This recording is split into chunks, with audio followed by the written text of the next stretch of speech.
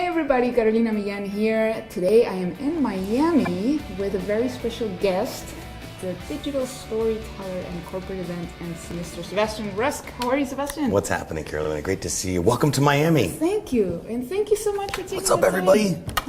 The blogiverse, the podcastiverse. It's Sunday actually, and he took the time to come out here and do this interview with me. So thank you so much. I really appreciate that. My pleasure. Never say no to an interview, ever. Yes, actually, never. We met a couple years ago at TMC, but I was actually following you on Twitter. I think we knew each other from Twitter for a long time. Yeah, and you had hit me up when you said, I need to meet you. So, So it was really cool to make it happen, and you were emceeing the event at the time. I love your work as an MC. Well, that's the only time I've seen you though, but at least I've seen you. And that was the best one I've done. So for those people who may not know you yet, why don't you share with us a little bit about your background, how you got started in this business, what were you doing before, and anything you want to share? Sure. So the story started in 2008. Well, let's back up a little bit more. I became an entrepreneur. I didn't go to college, right out of high school. I said, I'm going to figure it out. I'm going to become an entrepreneur. I got the gift of gab, and I did that. And I also simultaneously had a child at 22. So science experiment worked. But that really put me in a position to say, hey, my life is no longer about me anymore. I got to feed this kid. And I immediately just had this overload of hustle, like just the rush of hustle that came to me that was like, it's just time to go. And I was motivated and I was grateful for that. So I leveraged it. Got a job in Chicago. I was there for a year. My daughter was born. It was freezing. I was in the year 2000, and we quickly found another opportunity in Southern California. So I moved there in January 1st, 2002. We moved to Southern California. So brand new year, brand new city, Southern California, and had a job for probably 2 years, got salesman of the year, went on vacation, got the bonus, the whole nine, came back and quit. People were like, what, are you crazy? You're like the top dog around here. I'm like, yeah, well, listen, I brought in 250 grand this year, I brought in 750,000 in sales this year, and I only took home $100,000. Like, those numbers will never, ever work for me. So I quit, became an entrepreneur, got in the direct marketing business when the real estate boom was happening in 2016, 2004, 2005, 2006. Just 10 years before. Yes, exactly. Just a 10-year difference, nothing crazy. And I did really well. We did direct marketing efforts to drive calls into a call center and then transfer them directly to real estate agents and mortgage brokers. But the problem was when the market crashed, there was nobody to sell the product to. So it was the direct response marketing game was very challenging. When you're responsible and you're on the hook for how many phone calls and the people are getting on a daily basis is extremely stressful. I always said that our clients love you one week and they want to kill your family the next. So it was always an up-down process, So welcome to the world of marketing. So 2008 market crash, just made way too much money in my 20s with like zero responsibility as far as other than feeding my kid. Learned a lot of valuable lessons and moved back here in 2008. So I came back from my best friend's wedding and I was like, you know what, everything's just going kaput in California. And it was like 10 grand a month just to wake up and like pay the bills. And that's a hefty bill in Newport Beach. So for a single dad. So I moved back in 2008 and just kind of let it all go, sold everything, bought 2 one-way tickets, had a friend in Low Places here around the corner that I grew up with. He gave me the keys to his rental unit that was furnished because he bought the actual model unit. So I sold all my stuff in California and just literally came back and was like, we're good. My daughter's school was right downstairs from the condo. Like, things were starting to come back together. But it took from 2008 to 2010 for me to really wrap my head around the fact that, how do you get to the top of the mountain and then back to the bottom again? Like, wow. Like, I grew up with what I needed. I didn't grow up with anything excess. I lived middle class, average, born in Indiana, raised in Orlando and Miami. So I don't think there was anything extravagant about my childhood. But early on, I did meet some mentors that showed me that if you work your ass off, you can have whatever you want in this world. But more importantly, you can make an impact. And somebody let me drive a Corvette at my sister's graduation party when I was 14. I think that was it. It flipped the switch. So I became an entrepreneur, and I knew I was going to stay becoming an entrepreneur, but it took 2008, 2010 when everything was horrible. Everybody was on a mission. It was a gnarly time. And 2010 10, I said, you know what, I need to go see Tony Robbins. I had just met his son, Jarek, a few months ago, and I'm like, I'd never been to one of Tony's events. I need to go. So I called my friend Whitney that was working for Tony at the time, and she gave me all the details. It was going to be in Long Beach this year, and I'm like, all right, cool, I'll just figure out how that's going to get done, but it's at least written down, and I'll figure it out. And that was kind of my awakening day, because it was really like 2 years of sucking my thumb and feeling sorry for myself, and just self-pity and not doing anything at all, staying in my own way. And when I finally woke up, and I never got to see Tony that year, but she called me back and said, hey, I need to introduce you to a friend of mine that's part of Tony's core team, and she's my best friend, and you guys could definitely connect. Great contact for you. And I connected with her that week, and I showed her this ridiculous video that I shot in my living room with my laptop about some consulting that I was doing. And she's like, dude, your energy is unbelievable on camera, and you need to have a YouTube channel. Like, that's all that I know. Like, and you're into this social media game. Like, I've been in the game since 2004. I didn't start to wrap my head around like monetizing anything. And so I'm like, yeah, there's a lot of buzz around social media, social buzz TV. Hey, that kind of jives. So I sent those 3 words to my designer and came back with what is now the Social Buzz TV logo. So I spent 12 months not knowing, so no car, no money, no anything. Still just got the duffel bag in my buddy's place, but there's still not anything but an idea and a logo. But I felt that I had woken, I had that awakening moment where I was like, no more, you're better than this. So I had a skateboard though, superb means of transportation. And I literally took my skateboard, my bus pass, and I just started showing up at networking events and saying, hey, Carolina, I'm launching the biggest, baddest YouTube channel that's going to educate you about social media. It's called Social Buzz TV and this, that, and the other. And I would go to these networking events and I would just show up with a flip cam and I'd like, hey, can you let me in? I want to put together a video recap. And like, who's going to say no to a guy in a bow tie and a flip cam? Like, no one says no to that. So I started to go to other events, do these recaps, and then I started to do my own events. And then people would start to approach me and go, hey, well, how much is it for me to put my banner up in the corner over there? I was like, $200. And I would attract 3 or 4 sponsors and I then monetized it. So I reverse engineered everything that I did because I had no idea how to make money with social media because I didn't believe in it enough that people would pay me to do something. So as the model continued to develop with me doing my own networking events, and then I would do social media boot camps at the same venue, and then people would say, hey, I went to your event, I went to your boot camp, I saw you at a networking event, maybe you can help me out with my social media. So opened the agency in November of 2011, and we were doing everything and anything under the moon for social media. And I quickly learned that, well, that's not the business model at all. So it's evolved over the past 8 years. We just celebrated 8 years 2 weeks ago. Wow. Wild. And it feels like we're just getting started here. But through all that, a lot of crazy stuff has happened in 8 years. A lot of good stuff has happened in 8 years. But I wrote a book. I became a speaker. I conceptualized becoming an event MC and traveling the world. And people pay me ridiculous amounts of money to be on stage and wear a bow tie. It mind boggles me because of the humble beginnings of where I'm at and where we currently are. I'm still as humble as I was the day that I started because it can still go away like that. So if we fast forward to where we're at right now, primarily focused on continuing to grow the EmCee brand. So what I've done is I've simultaneously built my personal brand while building Social Buzz TV. And I believe that's the way that it's done this day and age because you're the brand. Your face, you are the brand. So thankfully I've been able to build Sebastian Rusk as a storyteller, as an event MC, as a lover of bow ties, while simultaneously building the agency.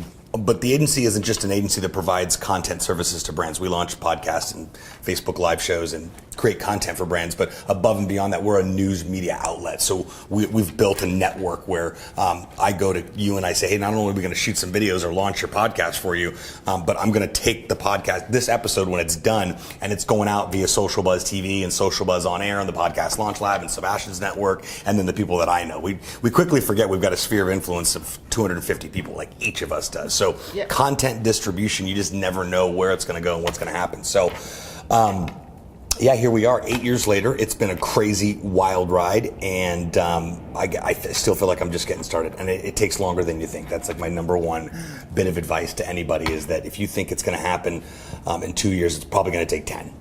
And you know, it's You got it. I just think it's 10 years to build a brand and 15 to make it to really monetize it and have that like sink your teeth into it. And these are words coming from phenomenal mentors of mine that are uber successful and crazy successful. But I also think there's a new phase of influence and a new phase of personalities that are rising up in the digital space. I think that you and I have been engulfed in the world of Gary Vee and Lewis Howes and these people that have really been doing phenomenal jobs of blowing up their brand and having humble beginnings too at the same time. And now they're on the map. Now they're doing ridiculously successful. Damon John's in that mix too.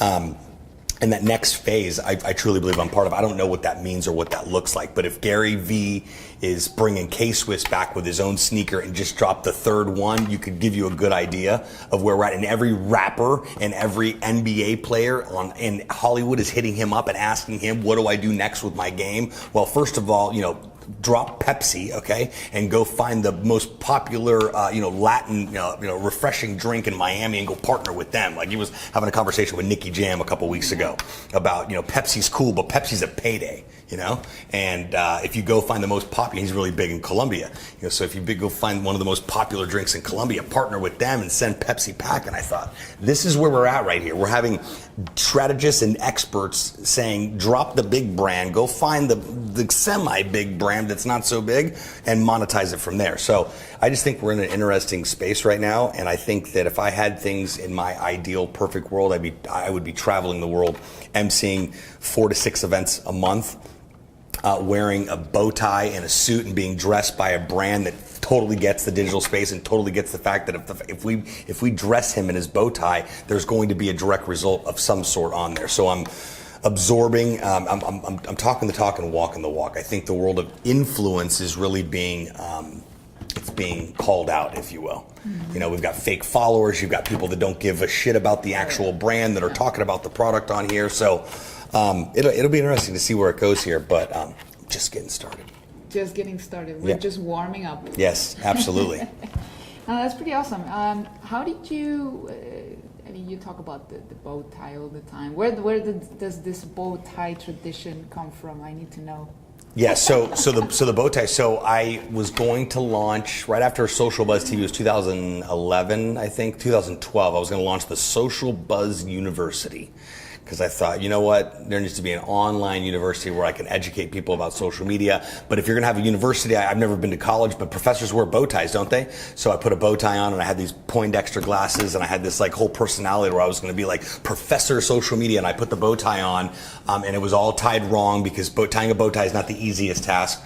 So I put it on, it was tied wrong and it was really bothering me. So obviously I went to YouTube, to figure it out, and I spent about an hour on YouTube and quickly learned how to tie a bow tie. I can now tie one without looking or being in front of a mirror on here, and the bow tie craze has just gone bananas.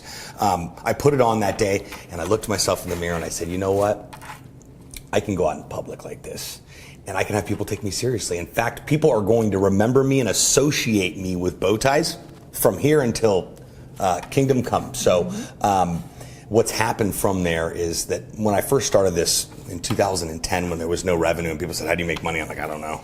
That was my answer, literally. We'll figure it out later. I don't know, we will. But I said, if you make enough noise, someone will come knock on your door, including the police after 10 p.m.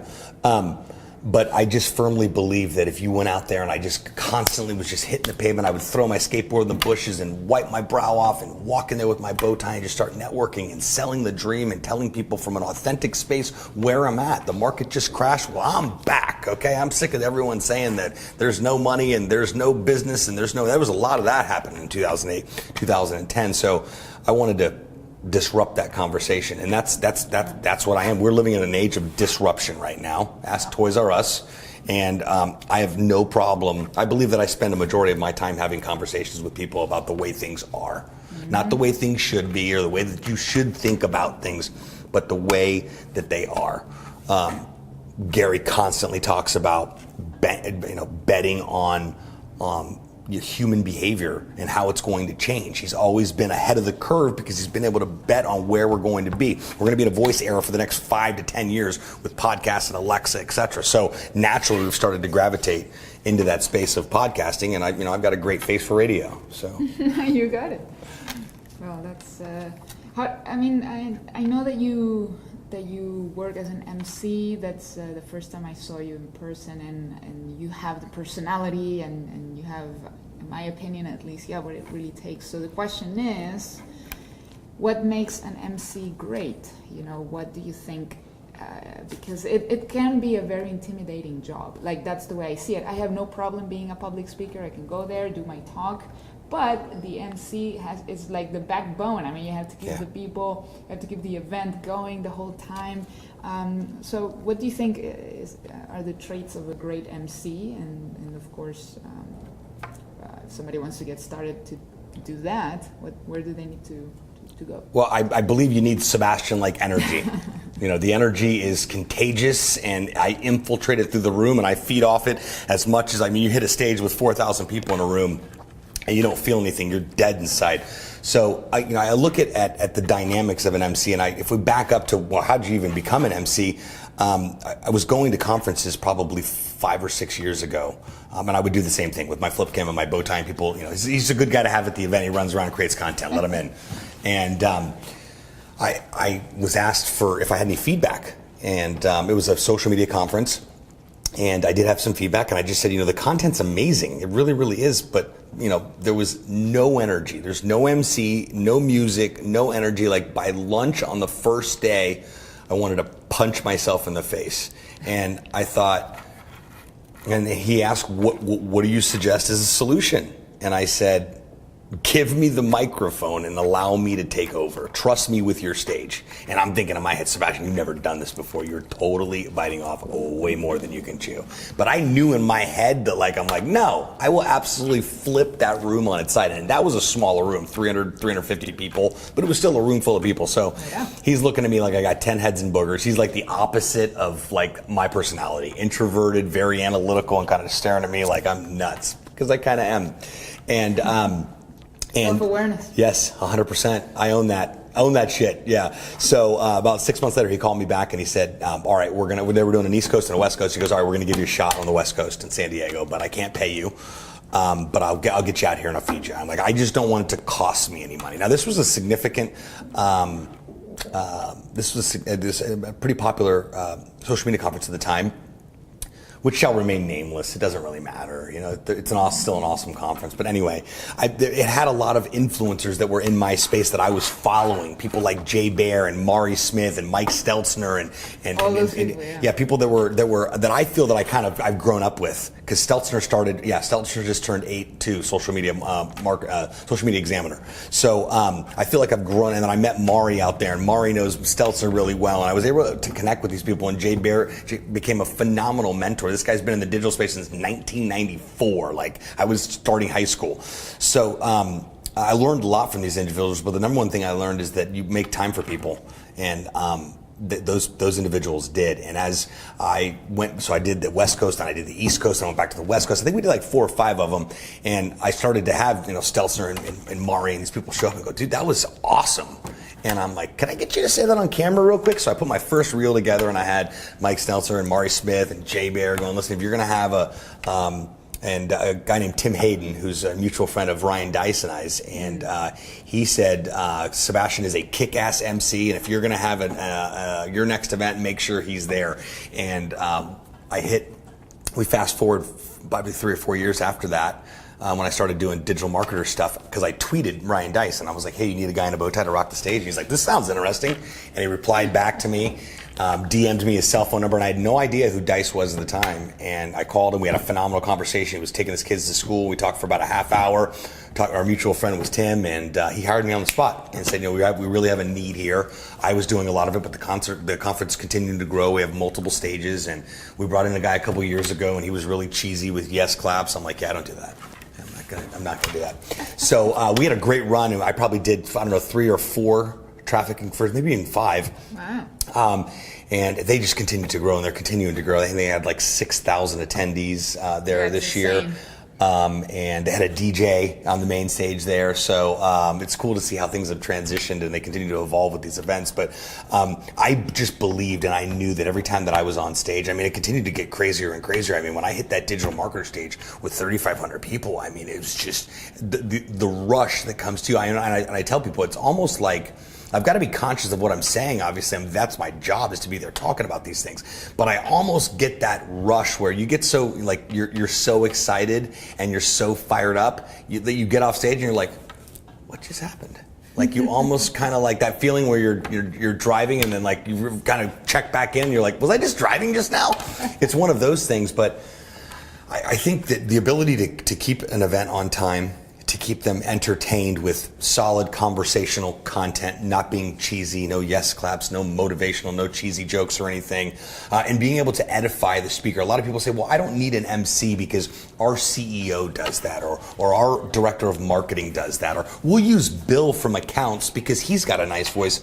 No. It's so much more than that. I firmly, now that I've created my, I continue to hone my craft and improve upon it, I see that it's truly an art to be able to connect with people and making eye connection with people and being able to connect with people and Q&As and takeaways and conversations and being quick and being able to improvise on the fly. And then when I'm off stage, that's when the other part of the job starts. Because usually at a conference with 6,000 people, there's a majority of people that want to have a conversation with you. We're naturally drawn to people that are in the spotlight or on the stage just to have a conversation, just like you and I connected. Yeah. What else does this guy do? This is a very interesting individual that I want to get to know better. And I take time to be able to go and do that above and beyond. Things are crazy at these events. I mean, it's back to back to back to back. But there's, cocktail hours and receptions and dinners and dinner invites and stuff that I get an opportunity to connect with the attendees and people. But when it's during the day, when it's showtime and I'm not on stage, I'm usually running around with a video crew that the client has. So most conferences have a video crew. Of course. So why not use him when he's not on stage or during a lunch break or during that VIP Q&A session or whatever it is to be able to do, just some voice bites with, what do you like best about traffic and conversions, or what brings you to San Diego, et cetera. So that component, and then supporting their social media strategy on top of that. So being able to take the content that they're sharing, share it, create content of my own, engage with audience. Yeah, I did a lot of that engagement with audience. If you have questions for speakers, hit me up. I'm in the back, I'm in the green room hanging out with these speakers. Usually we have a lot of downtime to be able to go and do that. So to be able to connect with the audience, both through social, support the brand social media strategy, be on camera for them as part of their recap, and then obviously run the show for them on the main stage is really how it all comes together. And then I just, average event is 3 days, and after, day 3, I just fall over.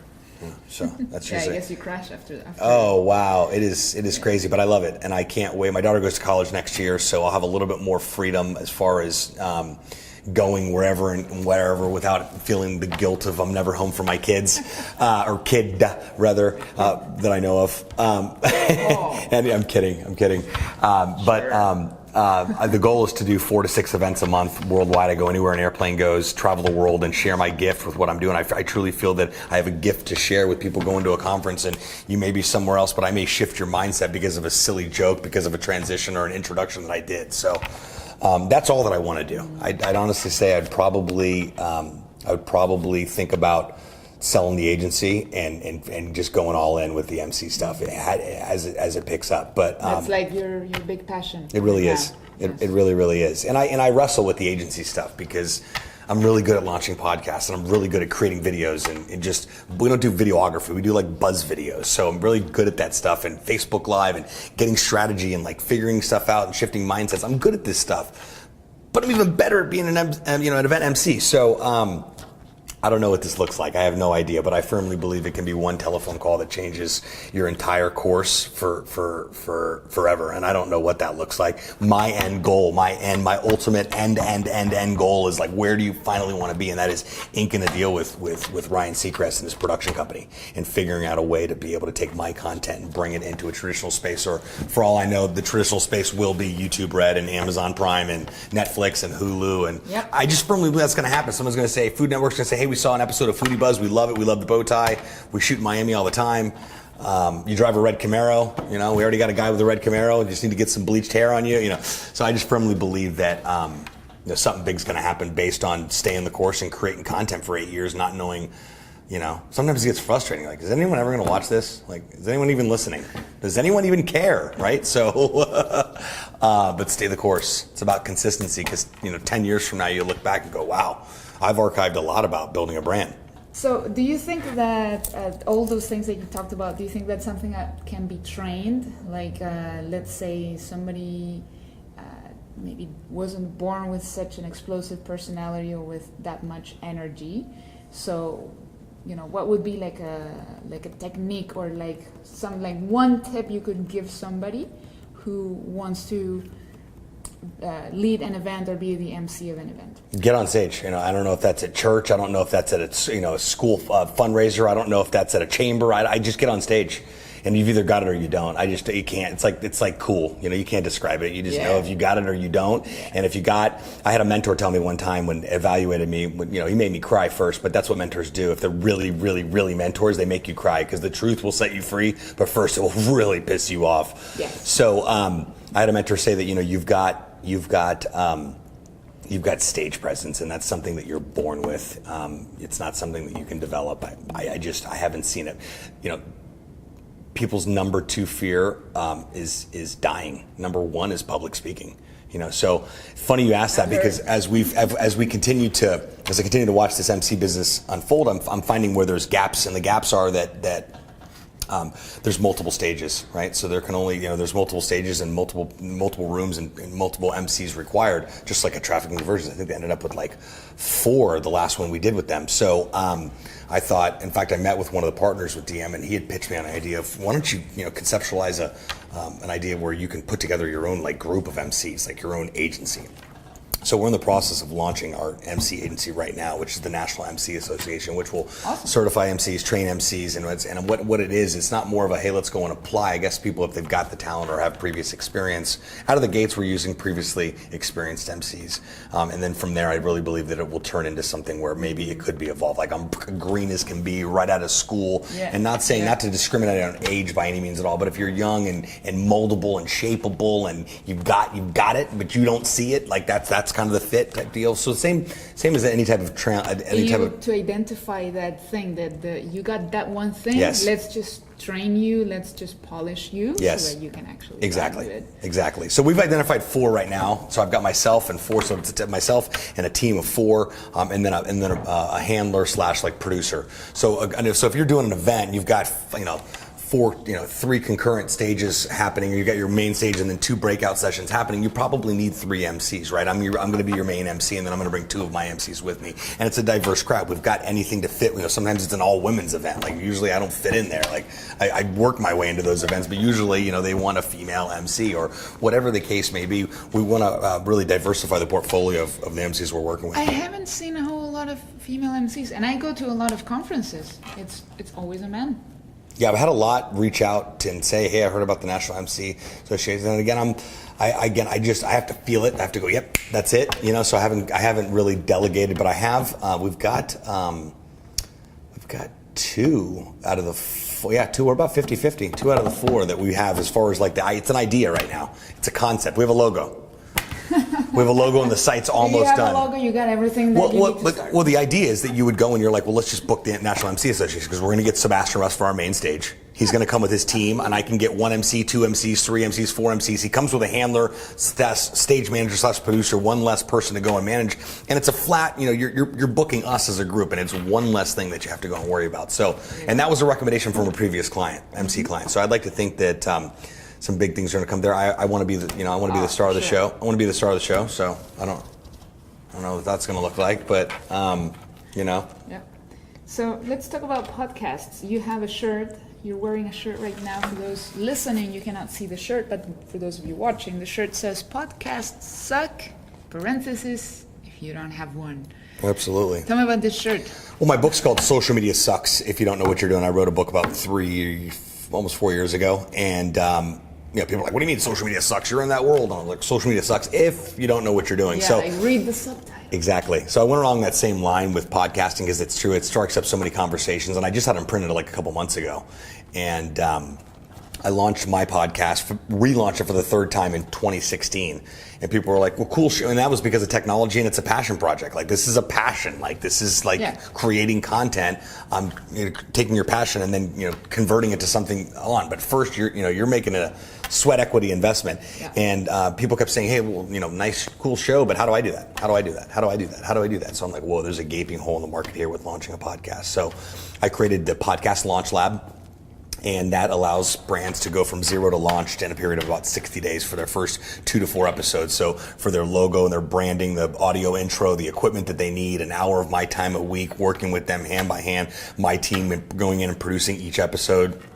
So it's professionally produced, and the ums and the uhs and the spaces are out and everything's all tied together nicely, and making sure that it gets uploaded to your hosting site and pushed out to iTunes, etc. And it's a full turnkey, I call it a done for you, done with you solution. And we've been whittling away at that since March of last year. Launching a podcast is a luxury. Let's just call it what it is. It's not something that you absolutely have to have as a brand right now. But if you're smart, you realize that the first mover's advantage of being able to get out there, and you're Joe the insurance guy, and Mary the insurance girl is not doing a podcast in your local town. You are first mover's advantage to be able to get in there and start creating content around what you do and creating valuable content, not about what you do specifically, but about something that complements your business. So we've launched about 12 shows since March of last year. It's a little slower than we had expected just because I want to perfect the flow. And I've been physically going and working one-on-one with each client and recording and working with the production team and really refining this entire process so that it can then be taught and delegated to the team. So we're in the process of opening the first podcast studio here in Miami inside my office. Nice.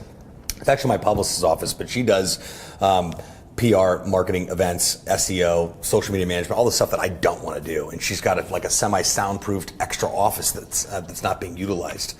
It's being utilized by her husband, who's a musician, to record. So I was like, perfect. So we're going to I don't know what that's going to look like, but I firmly believe that most brands are not only going to have a podcast, they're going to be looking for a cool place to go record their podcast. So that's what happened. That's what happened with Podcast Sucked and the podcastlaunch.lab.com, and I just believe that that's where we're at. Gary's going in with voice and audio, and every household's going to have an Alexa in the next 24 months. I really, really believe that. Being able to order soap while you're in the shower is some pretty cool shit. Yeah, so, honestly, I'm not so thrilled about that technology because, well, all of the other things. That's why I haven't gotten one. I'm like, what if I say the wrong thing and call the cops? Yeah. I don't have one. First of all, I actually like going on the website and looking for the stuff that I want. And second, I don't want that thing listening to me all freaking day. That's true. My phone is already listening to me without my consent. So imagine having that intelligent thing listening. Well, yeah. So yeah, that's a personal thing. I'm not gonna get that until one day somebody says it's the only way you can shop online and computers and laptops and phones disappear. Maybe I'll consider. But that's true. I'll just continue to go to the local shop. Hey, I was thinking about the other day, what stores are never going to be disrupted? Like, do you think Home Depot is ever going to be disrupted? Like, you're going to be able to watch plywood online? I just don't know if it can. There are some things you really need to touch them before you get them. Yeah. Even if somebody says, "Oh, I already have it," well, I don't know. I need to actually touch it, and I actually like that. I'm old. Pool stores too. I guess you can get pool supplies online, but I put together I have an above ground pool in my backyard. Nothing crazy, just something to jump in, get out of the Miami sun, and this thing's going to turn green. So what do? So I went over to Pinch a Penny. That's the first thing I thought of when pool store. I've never even been in a Pinch a Penny before, but the strong branding. And I went in there and I thought, these pool supplies are not something you can just go on Amazon. They sell them, but I wanted to talk to somebody. I guess you could talk to somebody online. But I like talking to people in real life. It was a $5 solution too. Yeah. So I've been following Gary as well very closely for the last few years. As you know, I'm also a very big fan. I saw you talking to him at the Agent 2021. What other people have you met that have really inspired you in your career and your hustle throughout the years? It's just I stayed so close to Gary over the past 8 years that it was tough to shy away because there was such a wealth of information there, and I just thought that somebody our story began. Somebody let me borrow their Audible login in 2008. They're like, you got to listen to this guy Gary V. Audible already exists in 2008. Wow. And he's like, he's got an audio book, and I was like, I don't have any money, let alone an audio book. He's like, here's my login, and I downloaded it onto my iPod, and I listened to Crush It, and the antennas immediately went up, and he gives his email address everywhere. So I immediately hit him up and was in touch with him and on his radar. And then he came out with the second book, Thank You Economy, and had a film crew call me out of nowhere that did Russell Simmons' book signing at the same location and was like, hey, we've seen your work. We'd love to work with you. I was like, is this real life? And I'm like, what are you doing Tuesday night? And Gary's office got back to me this is right when they started Vayner, so it was 15 employees. but Gary was still a busy guy even back in 2008, and they got back to me, and we ended up sitting down for like an hour and a half at a table just like this in a bookstore, and I wore these this was pre-bow tie, these Poindexter glasses, and Gary had a bunch of hair, and we just had a great conversation about executing on Crush It, and then stayed in touch, and then he's just been going all in with events this year. His first one was Agent 2021. And I reached out and I was like, dude, you're in my backyard. I would be, and I'm in town on those dates. I'd be negligent to not come out and support you. So rounded up a film crew and a producer for the day and rolled out there. And it was just awesome because it was one of the first events it is the first event they've done. I think so. But there wasn't a ton of media there because I don't think they really needed it. They just promoted it. They had about 900 people there. I think there'll probably be 3,000 next year. But it was great. Every time I see Gary, we're in a different city and we're in a green room, and he's headed to Miami. It's the craziest shit ever. But this time we got to spend an entire day together in Miami. His business partner is Sebastian Rusk, so he has access to a great venue, Dolphin Stadium, which I love because he's a Jets fan. I'm like, welcome to Dolphin Stadium, baby. Awesome. So Anyone else? No, I think if you listen to Gary, you're pretty good. I think that's really because there's a lot of replication that happens. Tony, of course, on the personal development side, Tony. Yes. On the business side, Gary. There's been guys like Jay Bear and people that have written books and the people that I've come across that have really blown me. But there's a lot of people popping up now that are, coaches and influence and et cetera that I've just taken kind of tunnel vision, but I've also adapted. You got to constantly be learning and picking up new stuff. But at the same time, if you look at Gary's talks from when he started at Web 2.0 in 2008 to the talks that happen right now, there's not much difference other than technology. Not much. Sure. I'm an immigrant from Belarus. I moved here. I didn't know English. He goes through the whole story of exactly where it's at. And I learned, you know what? I just need to go tell the same story everywhere I go because hopefully it's going to be a different audience. If it's not, you really need to reevaluate your shit. But if it's a different audience, you can go and be repetitious. But I'd say I go all in. I mentioned him probably 4 out of 10 chapters of my book. So. Mm-hmm. And it wasn't from. I think it was from a mentor angle, and he doesn't even like the word mentor. He's like, mentor yourself. That's what he says. And I remember like maybe a year and a half ago, he said, "I don't have a mastermind. I don't have an event." And it's funny because now he has all those things. An e-course. I don't have anything to sell you. Right. But it would be silly of him not to be taking advantage of his brand to monetize it more. Well, he is. He's got a sneaker. 3 of them. That's what I'm saying. So that's the same. But he's just his thought process and belief system is if I give by just pushing all this content out, for free and giving it away. And it doesn't feel weird to ask you for some money. Right. So he to come into get jab right hook. He lived it. And that's the thing about him is that he lives everything that he says, and that doesn't happen this day and age with a majority of the people. There are a lot of coaches out there, a lot of Lambos out there, a lot of cash running around, a lot of coaches. And I'm just not buying it. And I think that those, the cream rises to the top. And knowing Gary and knowing that he's the challenge with watching videos and the online and offline personalities is that that's him online. It's his personality online. It's like me on stage. I'm not running around constantly going, what is that? Well, sometimes I am. But it's a whole different ball game when it's just one-on-one with Gary, and you see how connected the guy is. His head, his heart is really connected because I see the work that he does, and I see that how he interacts. And for me to spend the day at his first event ever, him thanking me profusely, and his team being nothing but short of just impeccable, led me to believe like this doesn't have to happen. But it does because of character and the round of people that you're around, and of course that me allocating a day, and he sees that you allocate a day to come hang out for the entire day. He didn't pay me to be there or my film crew or anybody to be there, but he knew that I made the investment to go and do it because I care about him and I love the guy, and he reciprocates that back to me. So coming to an Agent 2021 stage near you, hopefully that's will come to fruition next year. Hook me up with some tickets. Camera girl. No, I don't want to be a camera girl. Why not? That's the best scene now. No, I like being in front of the camera. Well, the camera girl, is like camera girl / talent, co-host. I meant hook me up with VIP tickets. That's what I meant. You are the MC. That's what I meant. Nice. I'll bring my own camera. Nice right hook. Oh, actually, there's a camera person pass they have. They do. It was brilliant. Your videographer pass. Like you can buy your ticket. I know. I saw that. And you can bring your. Yeah. You should have seen the sea of videographers that were there. Super cool. But yeah. I'm trying to think about anybody who comes to mind immediately, and it's just not. That's the top of mind. That is totally top of mind. It's just relevant and it's right and it's just on it. I listen. I always think like, oh, do I need to listen to another Gary podcast? I'm like, yeah, I do, because I take something from it. I may be on my way to a networking event or a place that I've got to give a quick talk to, and I'm like, what am I going to talk about today? Well, I go to Gary's library and just if I can extract one thing that I can take and make my own and go on AM, I think it's worth it. Yeah. So I was walking around Miami yesterday and listening to the Gary V audio experience, and again, like I've seen him a lot of times, and I'm always watching his content, and there's some things that are always familiar, but there's always one new thing, one little golden nugget that I can get, even if it's a 60-minute long thing. If there's just one idea, then it was worth my time. My favorite as of late, it was the first time I heard him say it. It was a couple weeks ago, and he goes, what's the ROI of a piano? And he's like, to me, nothing. To Elton John, $1 billion. So for all you clowns out there thinking it's going to cost me money to get in the social game and create content when I don't get an immediate return, it's going to the dividends that it will pay for the years to come.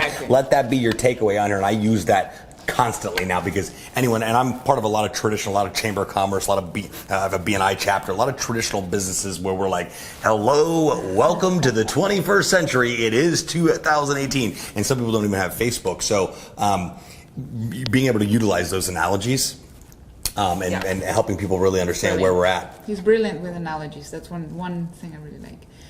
So to wrap it up, what would be one project, one dream, one thing you're hustling for right now, or one big project, one thing that you're really excited about? I'm just excited about the fact that anything's possible 100% of the time. And it's taken a long time to really believe that and see that. It's taken a ton of personal development work. A ton. Like I believe that 80% of building a brand is becoming who you are as an individual, so that you don't go and just screw everything up. And then the other 20% is actually building the brand correctly. I firmly believe that you have to be the person you need to be for the brand. Same applies in personal life. You want to get married, you got to be the person you want to be able to be in a marriage, to actually be in a marriage, right? Same thing applies with business. And we're evolving every day. We're constantly evolving every day, but checking in and really keeping it real with yourself on where you're at, because there's a lot of bullshit out there, right? There's a YouTube and Facebook is a fantasy world out there, but it's really, are you being true to who you are as an individual, and does that relay on camera? Does that relay with your message and what you're doing? Because there's a lot of noise out there, and I believe that if you're just talking just to talk, it's not resonating or shifting people's mindset or changing people's lives. My biggest payoff is someone coming up to me and saying, I listened to a podcast episode, I saw you on stage when you told that joke, I know it wasn't supposed to be a joke, but it ended up doing this, and this did this, and had a direct result on my life. That's how I know that I'm on the right path and what I'm doing. But love it.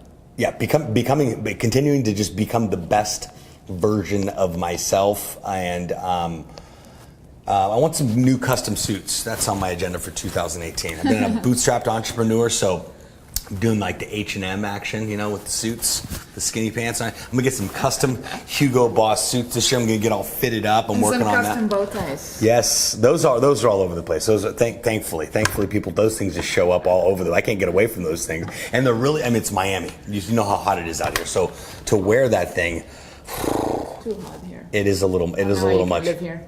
I couldn't. It is. It's not this hot in Chile. No, we have the best weather. Wow. Now I'm really jealous. Yeah. Sebastian, thank you so much for being here. Thank you so much for the value that you delivered, for telling us your story. And finally, where can people find you if they want to reach out to you? Well, 10 years ago, if you said you were following me, I'd call the police, but that's not the case this day and age. Instagram and Twitter is Seb Rusk, Sebrusk. Seb Rusk. Seb Rusk. I'm going to put it here in the video and in the description. You'll see it right there. Hit me on Facebook too, facebook.com/Sebastian Rusk. Shoot me a message, questions. My email is srusk@socialbuzztv.com. And Yeah, stay focused. Keep doing what you're doing, and don't let the noise of the world distract you from what you know you can be doing. And if you don't know what you're passionate about, when you wake up every single morning and you have that little funny feeling in your stomach when your feet hit the floor that make you go, yeah, I want to do that. That's your passion. All right. So keep on keeping on. Remember, podcasts suck if you don't have one. Thanks, Carolina. Thanks for reaching out. Thanks, Sebastian. So hopefully next time I'll be on your show. We'll see. Yeah. Stay tuned. Stay tuned.